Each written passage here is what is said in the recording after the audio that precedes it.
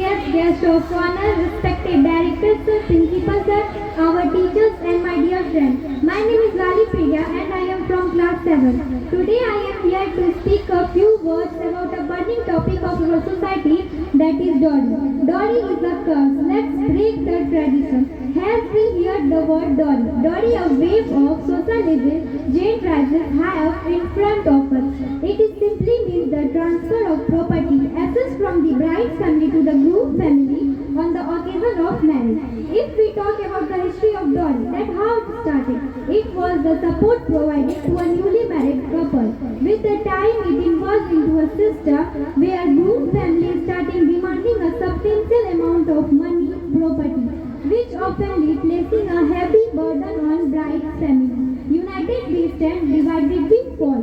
The worst side of the dowry system is that this idea shows that the woman in our society is inferior and financial ability to leading a discrimination and unequal behavior.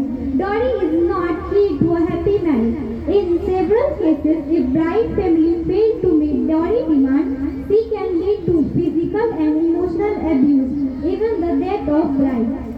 Money is the root of all evil. The dowry system places a significant financial burden on bride's family, which often forcing them to take, sell or assets to fulfill the dowry demand. Two wrongs do not make right.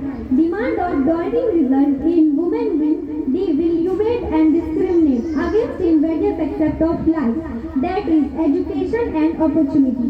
It takes two to make quarrel. Many countries even enacted law prohibiting dowry. In India, it is India's Dowry Prohibiting Act. Good mind, good fun. Today, government have implemented program and policy to raising awareness about the dowry system and empower women. Better late than never. Rising awareness about the dowry system and its consequence pro education and crucial changing to society's attitude.